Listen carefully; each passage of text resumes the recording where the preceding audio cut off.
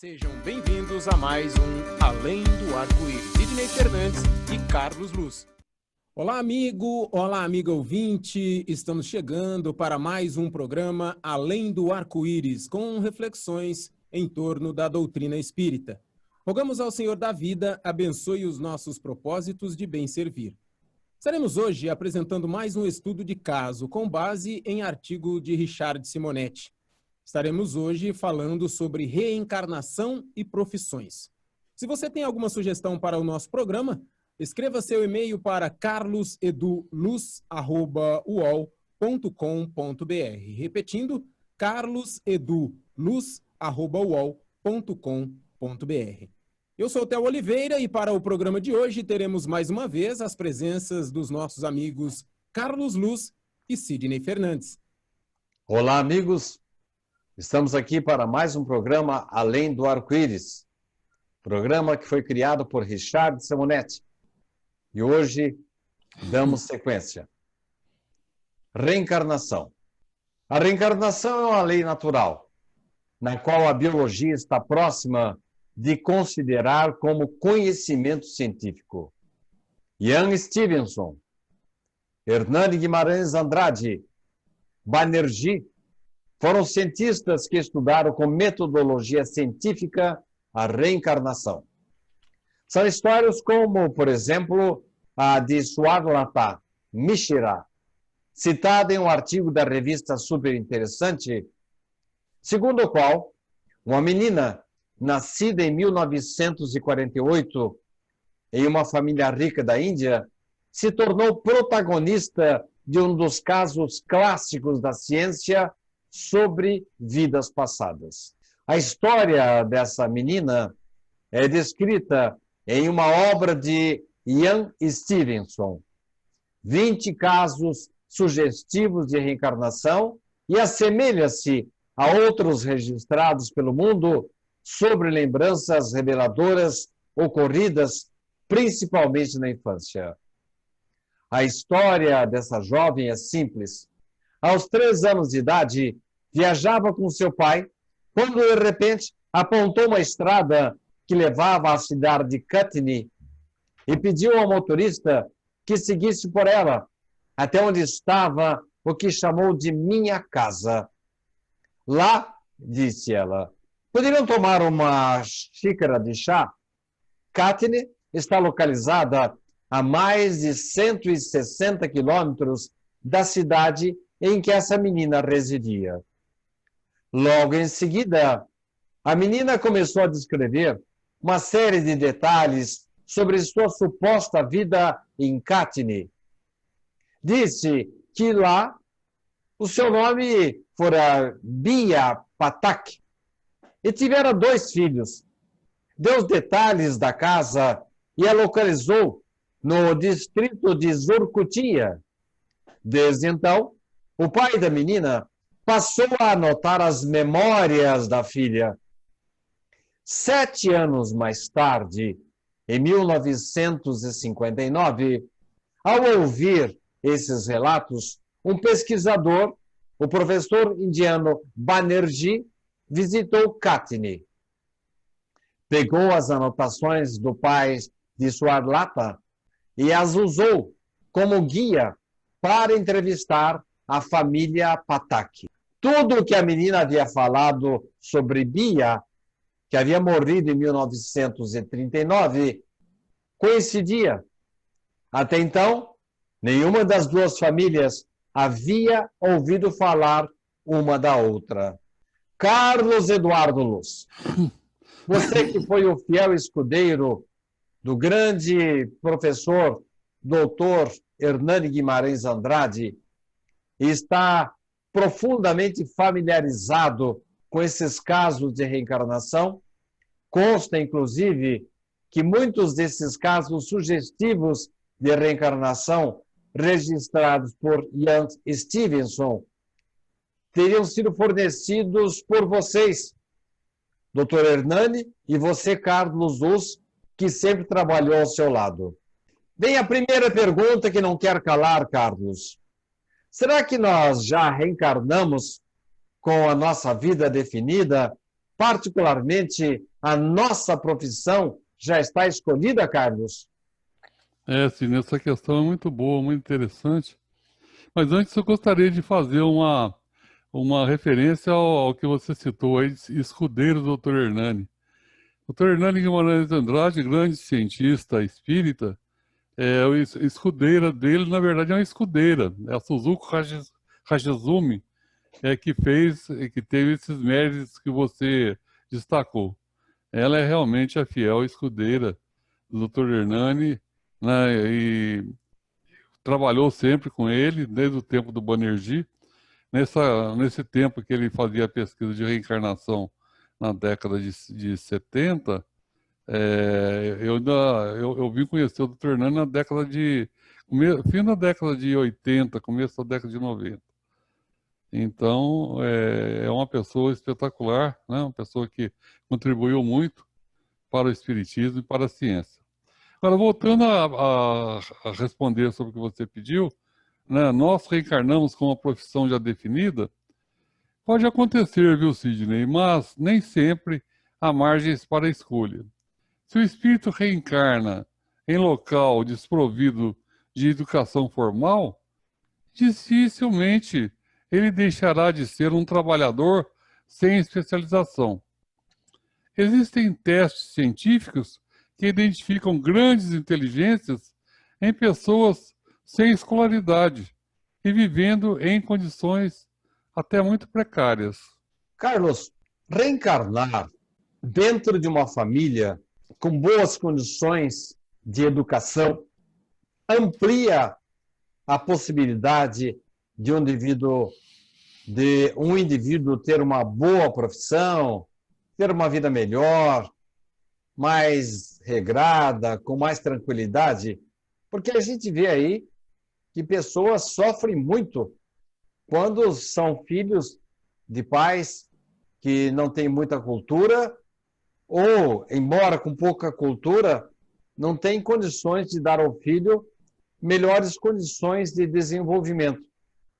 Quando nós reencarnamos numa família com boas condições, os pais têm assim muita lucidez.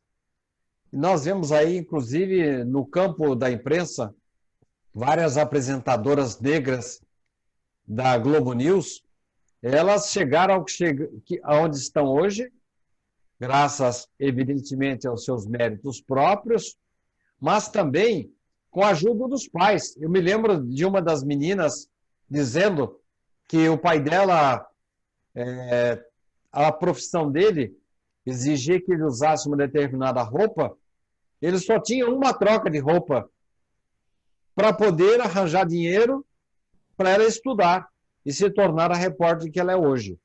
Então, a mãe lavava a roupa quando ele chegava à tarde, colocava para secar e ele usava a mesma roupa no dia seguinte. Então, são pessoas assim com muitas dificuldades. Ora, oriundas das diferenças sociais, quando a pessoa não tem muito dinheiro, ora, oriundas da cor da pele, ou mesmo de outra condição social. Quando reencarnamos numa família com boas condições, isso é mérito? Isso nos dá condições de ter um futuro melhor, Carlos?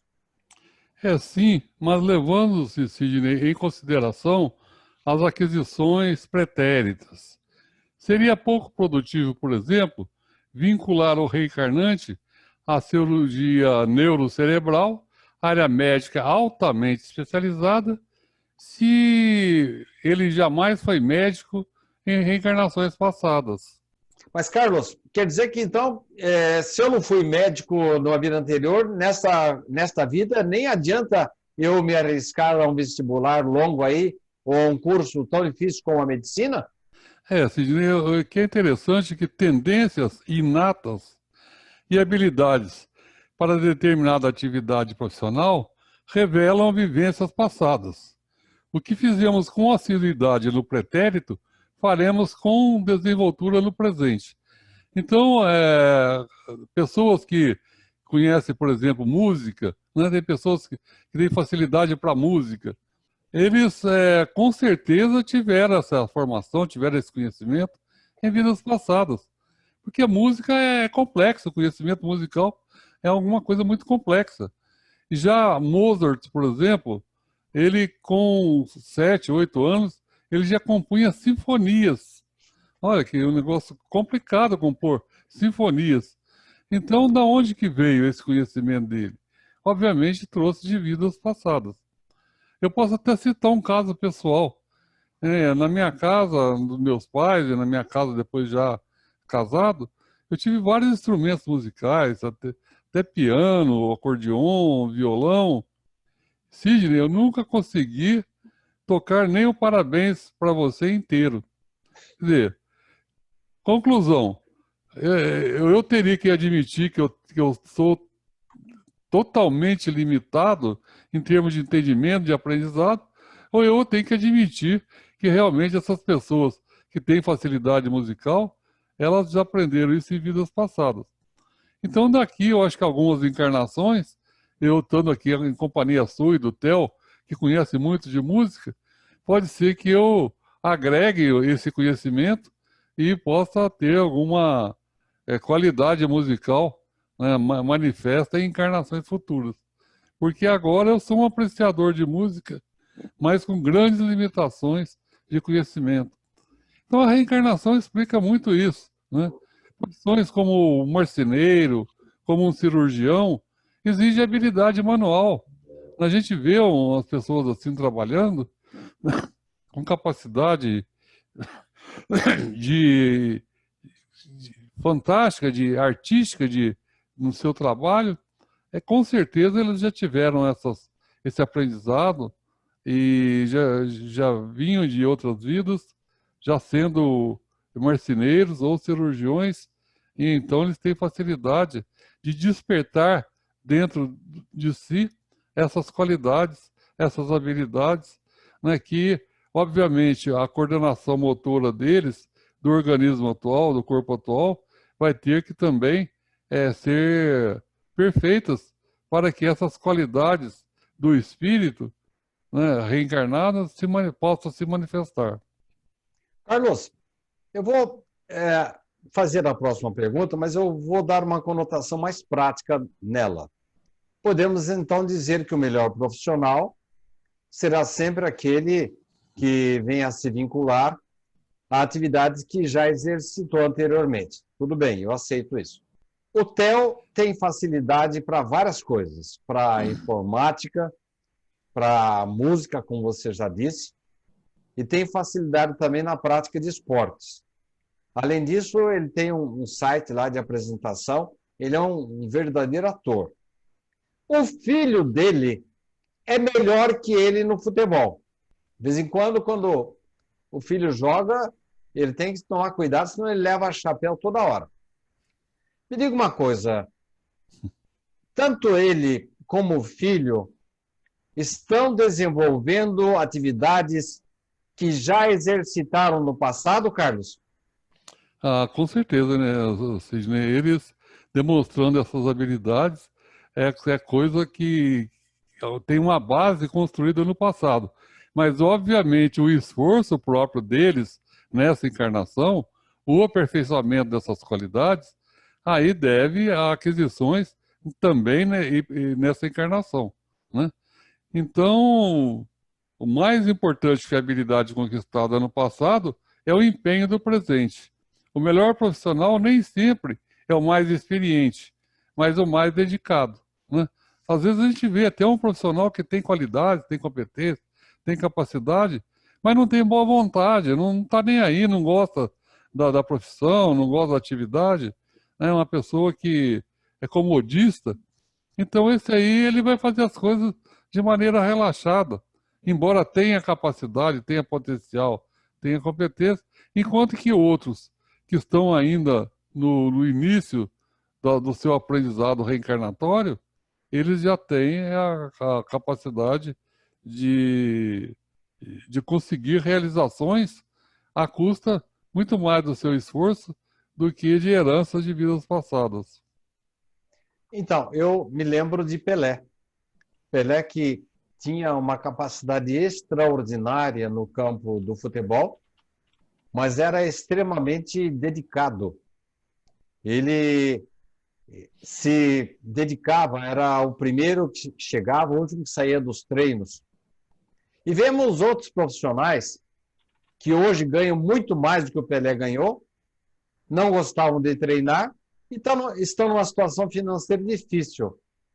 Aí é uma questão de juízo também, né, Carlos? Nesse caso, não seria mais produtivo, Carlos, que além da dedicação, nós procurássemos nos vincular às atividades para as quais temos mais facilidade, em função das experiências lá do pretérito, Carlos? A resposta seria em termos, né, Sidney? Considerando que a própria evolução da sociedade humana impõe novas opções.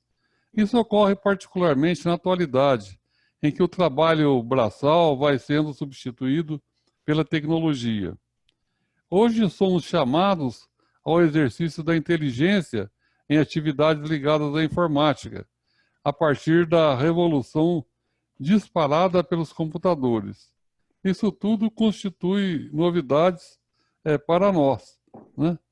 Então, vamos pensar, para a pessoa, é importante ela sempre estar fazendo coisa nova, né? Desenvolvendo habilidades novas. Agora, em termos de profissão, em termos de confiabilidade na atividade, é importante que a pessoa esteja, vamos dizer assim, entre aspas, na sua praia, né? Ela evite, ela tem habilidade para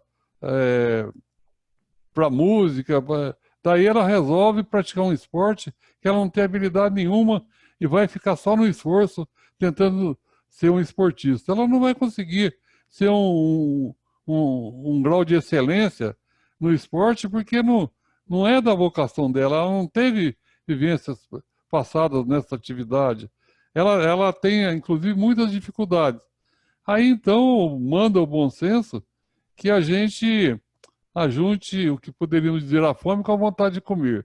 Ou seja, potenciais trazidos de vidas passadas, acrescidos de capricho, de empenho em desenvolver, acrescentar mais qualidades a essas qualidades já trazidas de vidas passadas, a esse potencial trazido de vidas passadas. Carlos, eu estou estudando vários personagens que foram crianças muito habilidosas, com dons inatos. E normalmente os pais deles, há exceções, mas os pais eram seus professores até. A família de Paulo Goulart e Nissete Bruno é impressionante. O casal são duas pessoas excelentes atores que fizeram e fazem sucesso tanto no teatro, no cinema e na televisão. Parece que todos os filhos ali já nasceram sabendo a arte da dramaturgia, Carlos. A genética tem algo a ver com a habilidade profissional? Pode acontecer, viu, Sidney? Notamos que determinados profissionais possuem uma estrutura física adequada ao exercício da sua profissão. Grandes cirurgiões, por exemplo, têm um sistema nervoso bastante estável e grande habilidade fundamentais da cirurgia. Você citou o caso do Pelé, né? Existem relatos no meio espírita que o Pelé reencarnou com a função de se mostrar o atleta do século, para mostrar exatamente que não existe diferença entre cor da pele e grau de inteligência ou grau de habilidades. Ou seja, o Pelé foi projetado já no plano espiritual para ser o atleta do século. Ele tinha uma musculatura, ele tinha habilidades que demonstravam que ele era realmente excelente. Se ele tentasse, por exemplo, correr os 100 metros rasos, a velocidade que ele tinha era próxima do recorde de 100 metros rasos. Tem uma fotografia do Manga, que era um goleiro muito alto, né? Que foi goleiro da seleção, ele pulando com o braço esticado, o Manga com 2 metros de altura, vamos arredondar. Ele com o braço esticado, ele ia para 2,20 metros, sei lá. E chegando, encostando a ponta dos dedos numa bola que estava, então, acima de 2,30 metros de altura. E, paralelo a isso, quem aparecia? O Pelé, cabeceando a bola, tirando da mão do Manga com a cabeça aquela bola, né, e jogando para dentro do gol. Então, quer dizer, a capacidade que o Pelé tinha de impulso, né, de sair do chão e ir até mais de 2,20 metros, a cabeça dele ia 2,20 metros, quer dizer, as mãos, os braços esticados, ia mais ainda. É realmente uma qualidade muscular, uma qualidade biológica que é sem igual, né? Então o Pelé realmente juntou a sua habilidade e o seu empenho em conseguir e fazer o que ele veio para fazer, né? A sua dedicação aos treinos, o não fumava, né? Isso aí tudo eram detalhes importantes na vida do atleta. Carlos, nós estamos chegando ao final do programa, eu ainda tenho 2 perguntas.